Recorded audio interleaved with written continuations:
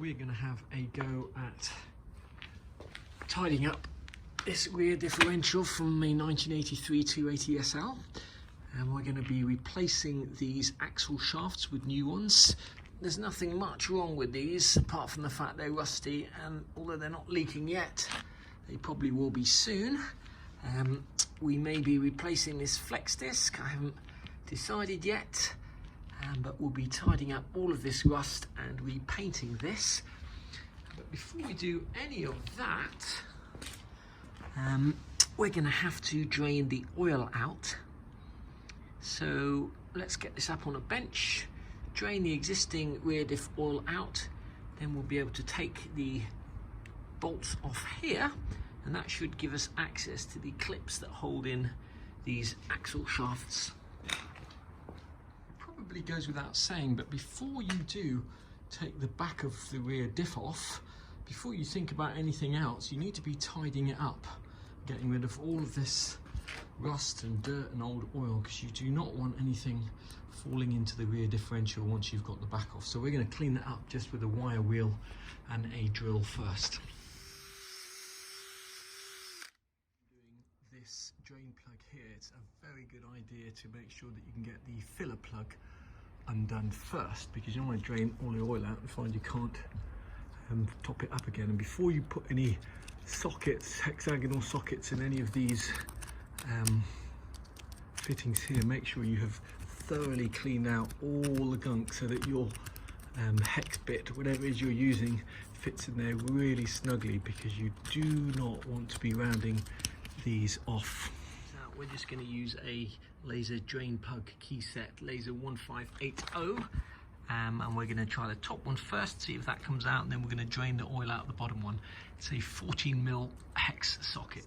Oil catch pan, and then when that's finished, we'll have a go at taking off the back bolts. 15mm bolts came undone without any problem. In fact, they didn't seem to be very torqued at all. Now, I don't think there's a gasket between here and here. I think it's just a straight fit, and possibly you just use some kind of sealant. We'll find out about that. So it may be the case that we just need to tap this with a mallet or something to get it off. Came off with a gentle tap with a rubber mallet, and there it is. This here is the breather pipe, and that's the rear diff in there. So there should be a couple of clips in here holding these in, which should allow us to then slide those out. That's the theory anyway. So we'll just give that a little wipe down and see if we can locate those clips. Okay, these are usually circlips here, but this particular clip is a different type of clip. It's just got a hole in it, and you've just got to basically yank it towards you. The clips holding these shafts in can be really difficult to get out, and especially if you don't have the right tool, which we don't. So we are just using one of the park brake springs, because that's got a convenient hook on the back there to hook into the clip and pull it out, and that seems to work. These clips look like they're not a circlip. You just have to hook something in that hole. It's a convenient tool to use. Once you've got the end circlip off, in theory, all that's holding this in is that clip. So we can take this back now and have a little look and see and compare it and see if it's the same as the ones we've just bought. Now the moment of truth to see whether these axles we've bought off Euro car parts actually fit and are the same size. So let's just measure them up and have a little look. Okay, when I first looked at this, I thought, okay, this side here, which is the side that goes into the rear diff, is looking good. And then I came here and thought, oh my goodness, these are longer. But in actual fact, these, I believe, are knackered, because you can see that that moves in and out by some considerable margin. So once you push that back in, you can see these are both exactly the same size. These here, I think we paid £160 for 2 of these brand new. They're normally about £400 each. So at the end of the video, I will give you the links to where we got those from. We're going to have a go at cleaning up this rear differential. We're going to get all of this oily residue off, any loose rust, etc. And this looks like it's been painted before, so we're just going to take that back to bare metal, and then we'll paint the whole thing up. We'll start off with rust encapsulator, and then we'll go up over it with some extreme chassis black. And when you're doing it, it's very important that you don't get any of this rubbish and dust, etc., that you're taking off into the actual shaft holes or into the actual rear diff itself. You don't want any contamination and particles in there if you can avoid it.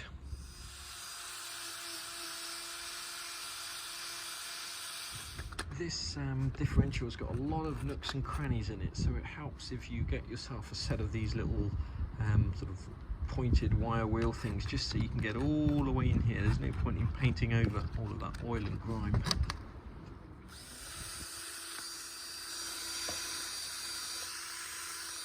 If you do ever want to strip all the paint off something and you're just using a drill and a wire wheel, a good tip is every now and again to reverse the direction of the wheel, and you'll find it works much better. And then after a while, just swap it around the other way again. Okay, they've actually decided to take this all the way back to bare metal. Obviously you don't need to do that. You could just paint straight over what's on there with some kind of rust encapsulator, but by taking it back to bare metal, we'll be able to get the best finish. Back to bare metal, this is the back of the rear diff. To paint it properly, we're going to have to take out this little vent here. It just screws out. That'll allow us to check that it's actually clear, and also just give that area a little tidy up as well. The top filler plug has a seal ring on it, which you should change. You can get that from Mercedes for about 77 pence, and I'll give you the part number at the end of the video. You can use the old seal ring just to put in there to stop you getting paint in there. Down the end part of the differential, we've painted it in the matte red rust encapsulator because I didn't have any more black. It doesn't really make much difference. And we're just going to finish taking this down to bare metal today, and then rust encapsulating that, and then spraying it up in chassis black. It is very important that you don't get any dust and paint in the actual differential. So I've put this cap back on, I've put all the things back in just so no dust gets inside there. It's easy with hindsight, but I think if I was doing this job again, I would probably take the whole inside of the differential out and just send this off to be sandblasted and powder coated, because getting into all these little nooks and crannies to get all this rust and paint out is very, very time consuming. Luckily the rust encapsulator is quite forgiving, so it doesn't have to be perfect, but this is a long, laborious job. That is, or was, a labour of love, but I think we're just about there and ready to prime that. If you are attempting to do this job, and I definitely wouldn't recommend it to anybody, use gloves to cover these holes, but put them on the inside, not on the outside. I went through so many gloves with the kind of wire wheel catching them, and also the carbide burr is really, really useful for just getting out some of these little bits of paint and rust, etc. So we're now going to rust encapsulate that and then top coat it.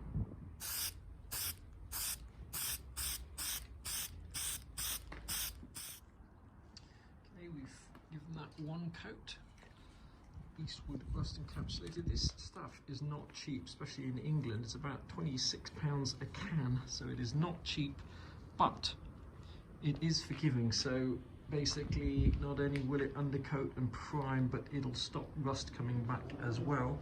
We will give that 2 or 3 coats. It takes about 20 minutes to be touch dry, and then we'll come back either tomorrow or the day after and top coat that. Okay, the advantage of taking it all back to bare metal is you get a nice finish on that, and these seals up here will be replacing anyway, so it doesn't matter that we've got a bit of paint on there. We've left that overnight with a couple of coats of Eastwood rust encapsulator on there, and now it's time to go over with the extreme chassis black as a top coat.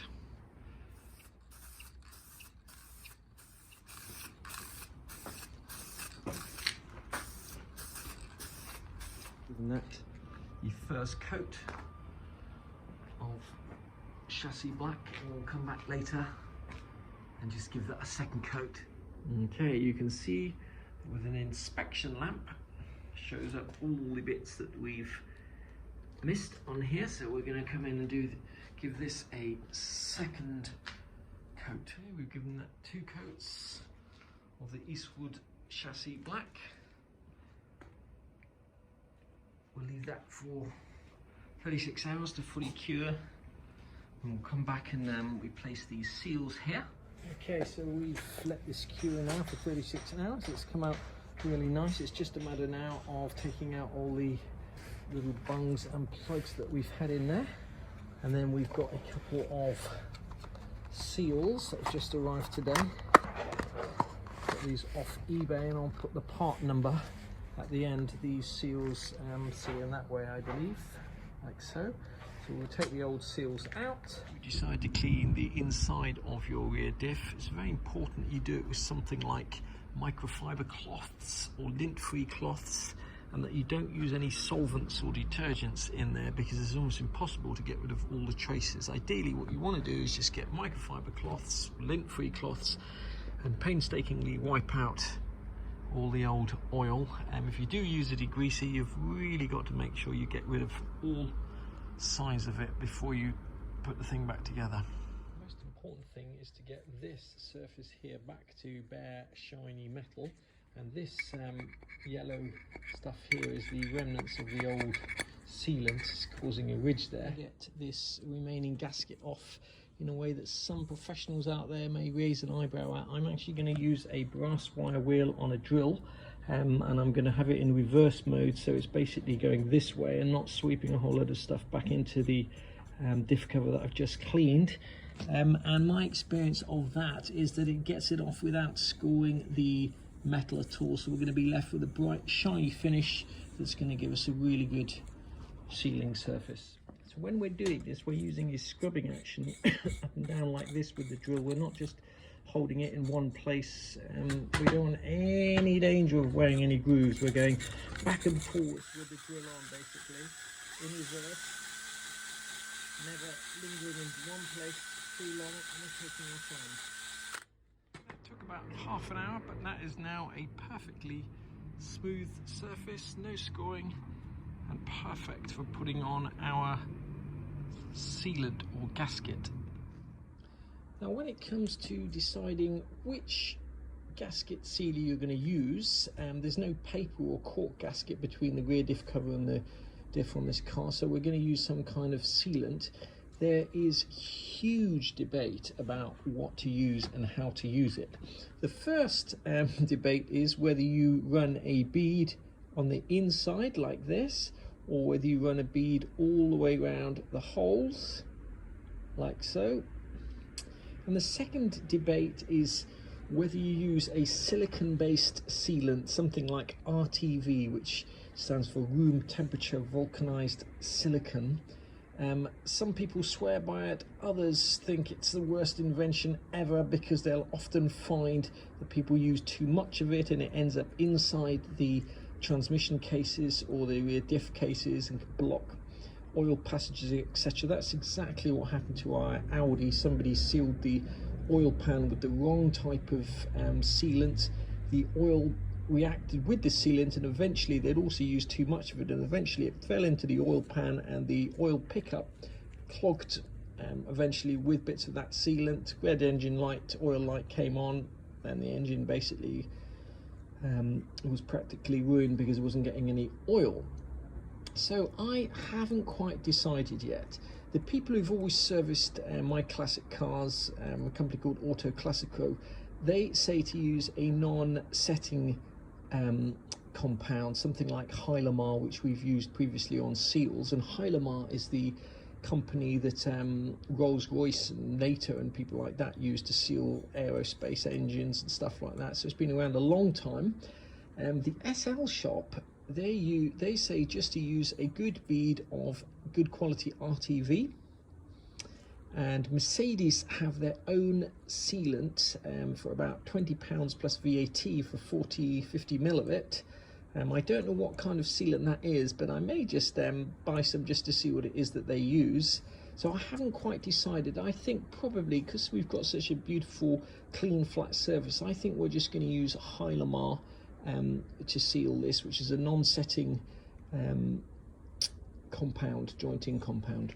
We're going to have a go at taking out these seals here. Before you do, just remember that inside here is a shim that you must not lose. This shim here, basically, if I can get it out, this shim here, you might have to vary the thickness of this. When you put new axles in, you can vary the thickness of this shim here, and it stops the axles moving in and out. So make sure you don't lose that when you change the seals or take the axles out. The seals can be in there pretty tightly or rusted in there solidly. So we're going to try a little trick, which is basically just to drill or put a screw in through the seal and then use a claw hammer to try and pull it out that way. Tightly. I've got another screw in there, just a claw hammer, and I'm just going to whack this with a claw hammer. I can't do that with one hand, otherwise the thing will fall off, but you can see it's just starting to come out now. Okay, and there you have it. There's the old seal there. Took some getting out. You can see it's rusty on the edges there. That's basically rusted in there. So if you do struggle to get the seal out, put a little screw in there. The one thing you have to be really careful about is not to get any metal filings or anything in the bearings or inside that fitting. Different. The new seals have half rubber, half metal. The old seal looks like it's all metal, unless the rubber has just worn off, and also the rubber lip comes up higher on the old seal than the new seal, but I don't think that's important. The most important thing is the diameter and the internal diameter. So let's tap that in and get on and do the other one. Now before we put this seal in, we are going to put a bead of jointing compound on the metal rim, not on the rubber rim, just on the metal rim, and then we're going to tap that in. What you shouldn't do is use oil or anything to put on the rubber. If you're going to put any kind of lubricant on here, rubber to metal, you need to use a lubricant that doesn't react with rubber, like a silicon based one or the special Mercedes one that we've used before. But we're just going to put a bead of Hylamar blue all the way around the outside and then tap that seal in.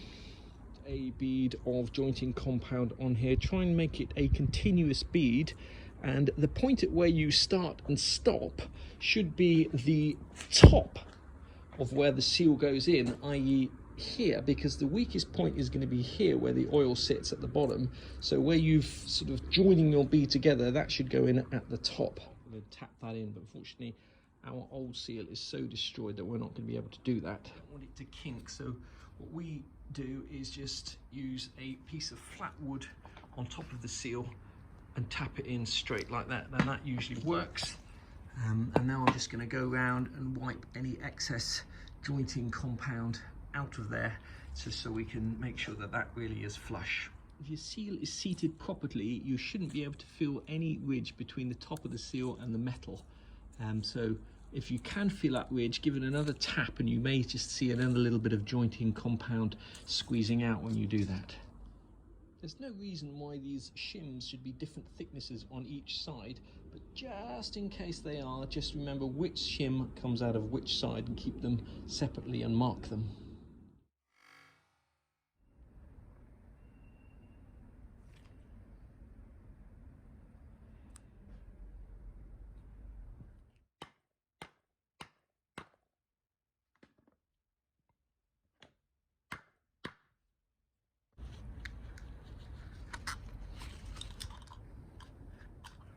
Checking that there are no ridges here.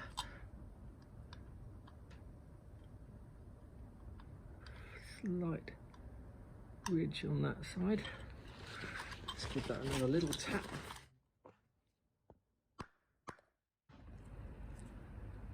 Okay, that will do. Okay, having got the two axle seals in, we're now going to test fit the new axles which we got from Euro Car Parts. These are the old ones.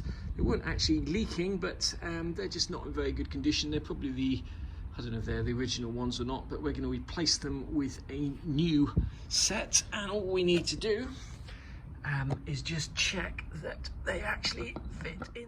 Okay, both of those axles fit in there perfectly. Don't forget to put the shims back in before you put the axles in.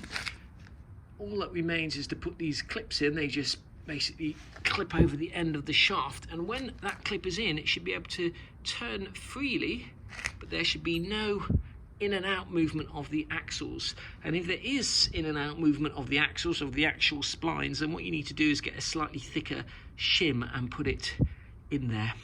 But we're not actually going to fit these axles now because this is monumentally heavy, and when you put two axles in, it's even heavier. So I'm hoping that we'll get the subframe back from the powder coaters tomorrow. That's what they've said. I'll believe it when I see it. And then what we'll do is we'll actually mount the rear diff first, and then we'll mount the axles once the rear diff is mounted, because doing that single-handedly is a real challenge. Similarly, we won't bother sealing this or filling it up with oil until the whole thing is on the car, because obviously we're going to have to get in there to put the clips in. And once again, when you do seal this, I haven't quite decided what sealant to use. We might just use the Hylamar, or we might go to Mercedes and use the sealant that they use. But just a reminder of the two things that you should do. You should start your bead at the top, because that's basically going to be the weakest point where the bead meets. Don't start it at the side or the bottom. And you should either go around the holes this way, or some manufacturers recommend putting your bead around all of the hole. And obviously make sure you've got clean surfaces. So how you go, whether you go an RTV or whether you go a non-hardening compound like the Hylamar, is down to you. I haven't quite decided yet. I think I'll go along to Mercedes and see what it is that is in their product before I decide. We're going to clean out as much of the old oil as we can without disassembling the whole thing. And when we fill it up, we'll be using Mobile Lube 175/90. This is what the SL shop recommend. In the UK, the cheapest place to get this is OP Oils. So 1 litre will cost you about £15. 2 litres, I think, delivered to your front door will cost you about £28, and you'll need just over 1 litre to fill this back up again. I have done a video on how to fill the rear diff. I've also done a video on changing the rear pinion seal as well.